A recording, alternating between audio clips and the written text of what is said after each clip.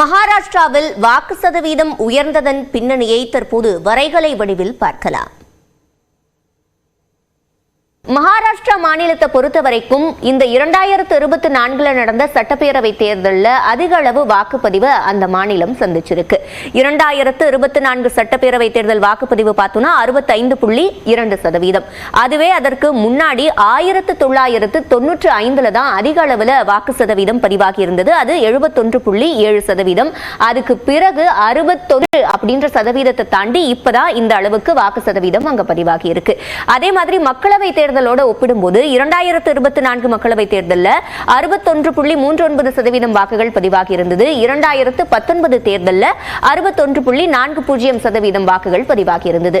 மகாராஷ்டிரா மாநிலத்தை பொறுத்த வரைக்கும் அங்க அதிக அளவில் வாக்கு சதவீதம் வராததற்கு முக்கியமான காரணம் அங்க நிறைய நகர மக்கள் தான் இருப்பாங்க. மொத்தம் 43 நகரங்கள்ல அவங்க வசிச்சு வராங்க. இந்த முறை அதனால அவங்கள என்கரேஜ் பண்ணும் விதமா தேர்தல் ஆணையம் நிறைய ஹைரைஸ் பில்டிங்ஸ்லயும் அதே மாதிரி கேட்டட் கம்யூனிட்டி சொல்லக்கூடிய அபார்ட்மெண்ட்ஸ்லயும் வாக்குச்சாவடிகளை அமைச்சு அவங்க வாக்கு செலுத்துறதுக்கான வசதிகளை மேம்படுத்தி இருந்தாங்க. அதே மாதிரி செலிபிரிட்டிஸ், அதாவது நிறைய பிரபலங்கள், அரசியல் பிரபலங்களும் சரி திரை பிரபலங்களும் சரி வாக்கு செலுத்துவதன் முக்கியத்துவத்தை மக்களுக்கு பரப்புரை மூலமா தெரிவிச்சாங்க. அதனாலதான் இந்த உயர்வு கிடைச்சிருக்கிறதா சொல்லப்படுது.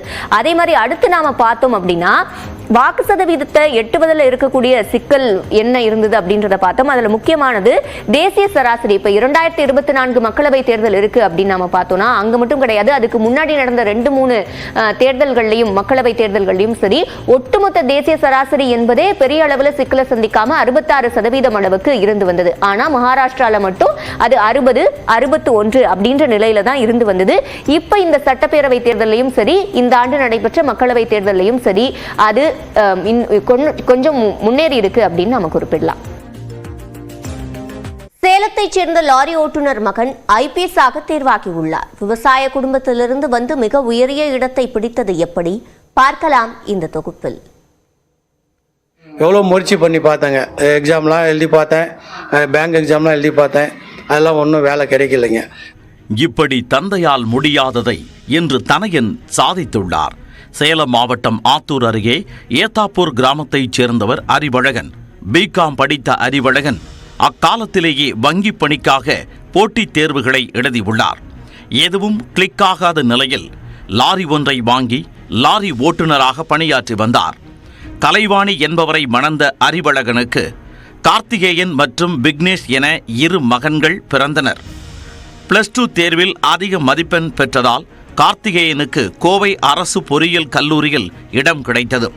அங்கு IT படித்து வெளியேறிய கார்த்திகேயன் IPS ஆக வேண்டும் என நினைத்தார். எனினும் குடும்ப நிலைமை காரணமாக சென்னையில் உள்ள IT நிறுவனத்தில் வேலைக்கு சேர்ந்தார். அதே நேரத்தில் IPS கனவு மட்டும் கலையவே இல்லை. இந்த நிலையில் தம்பி விக்னேஷும் IT நிறுவனத்தில் சேர்ந்த நிலையில் வேலையை உதறிவிட்டு சைதை துரைசாமியின் மனிதநேய அறக்கட்டளை இலவச IAS பயிற்சி மையத்தில் சேர்ந்தார் கார்த்திகேயன். 2017ஆம் ஆண்டு UPSC தேர்வில் தேர்ச்சி பெற்றாலும் கார்த்திகேயனுக்கு IPS பதவி கிடைக்கவில்லை. ரயில்வே பாதுகாப்பு படையில் டெல்லியில் பணியில் சேர்ந்த கார்த்திகேயன் பின்னர் சென்னைக்கு இடமாறுதல் பெற்றார். எனினும் வாழ்வின் லட்சியமான IPS கனவை மட்டும் கார்த்திகேயன் விடவே இல்லை. பணியில் இருந்து ஊதியம் இல்லாத 1.5 ஆண்டு காலம் விடுமுறை எடுத்த கார்த்திகேயன் மீண்டும் மனிதநேய அறக்கட்டளையில் இணைந்து படிக்கத் தொடங்கினார். விடாமுயற்சி விஸ்வரூப வெற்றி என்பது போல் கடந்த ஆண்டு நடைபெற்ற தேர்வில் IPS ஆக தேர்வானார் கார்த்திகேயன். இதனால் மகிழ்ச்சியில் திளைக்கின்றனர் அவரது பெற்றோர். லாரி தொழிலுக்கு வந்தால் நல்லா சிறப்பாக இருந்ததுங்க. அதில் சம்பாரித்து தான் பிள்ளைங்கள படிக்க வச்சேன். ஏதோ என்னால் முடிஞ்ச ஒரு சின்னதாக வீட்டை கட்டினேன். நான் நல்ல பசங்களும் நல்லா சிறப்பாக படித்து இன்றைக்கி இந்த அளவுக்கு வந்துக்கிறாங்க. அது ரொம்ப பெருமையாக இருக்குது. பணம் சம்பாரித்து கொடுக்குற வேலை மட்டும்தான் என் மேலே. பிள்ளைங்களை நல்ல முறையில் படிக்க வச்சு நல்ல ஒழுக்கமாக வளர்த்தது அவங்க அம்மா தான் சார். நான் அவன் என்ன படிக்கிறான், என்ன ரேங்க் வாங்குறான் அது கூட எனக்கு தெரியாது சார். பெரியவன் IAS படிக்கணுன்ற ஒரு ஆசை சின்ன வயசுலேருந்து அவனுக்கு ஒரு இருந்திருக்கும் போல இருக்குது. விடாமுயற்சினால இந்த அளவுக்கு படித்து இன்றைக்கி IPS ஆகியிருக்கிறது எங்களுக்கு ரொம்ப சந்தோஷம்.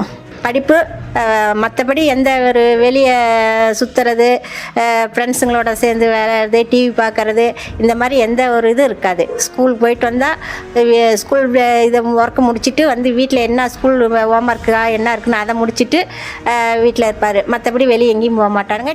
இதனிடையே நியூஸ் 18 தமிழ்நாடு தொலைக்காட்சி செய்திகளுக்கு பிரத்யேக பேட்டியளித்த கார்த்திகேயன் கடின உழைப்பு இருந்தால் எந்த தடைகளையும் தகர்த்து வெற்றி பெறலாம் என்று தெரிவித்தார். அவங்களுக்கு வந்து பேசிக்காகவே யூபிஎஸ்சி பற்றி ஒரு ஐடியா இருக்குது அப்படின்னா அவங்க வந்து கோச்சிங் சென்டர் போகணுங்கிற அவசியம் கூட கிடையாது. அந்த மாதிரி நிறைய பேர் பாஸ் பண்ண இருக்காங்க கோச்சிங் சென்டர் போகாமையே. சப்போஸ் வந்து உங்கள் ஃபேமிலியில் வந்து எஜுகேஷன் பேக்ரவுண்டு வந்து இந்த பரீட்சைக்கு தகுந்தாப்புல இல்லை, அல்லது அவங்களுடைய எஜுகேஷன் லெவல் வந்து கொஞ்சம் கஷ்டமாக இருக்கும், அவங்களே வந்து கொஞ்சம் படிக்கிறது கஷ்டமாக இருக்கும்னு ஃபீல் பண்ணுறாங்கன்னா கைடன்ஸ் எடுத்துக்கிறது தப்பே கிடையாது. கிராமத்துலேருந்து வரோம் இல்லை தமிழ் மீடியத்தில் வந்து வரோங்கிறதெல்லாம் ஒரு சைடு இருந்தாலுமே எல்லாருமே கஷ்டப்பட்ட கண்டிப்பாக பாஸ் பண்ண முடியும். அகில இந்திய அளவில் 579வது இடமும் தமிழ்நாடு அளவில் 27வது இடமும் பிடித்த கார்த்திகேயன் அடுத்த மாதம் ஐதராபாத்தில் உள்ள போலீஸ் அகாடமியில் பயிற்சிக்காக செல்கிறார்.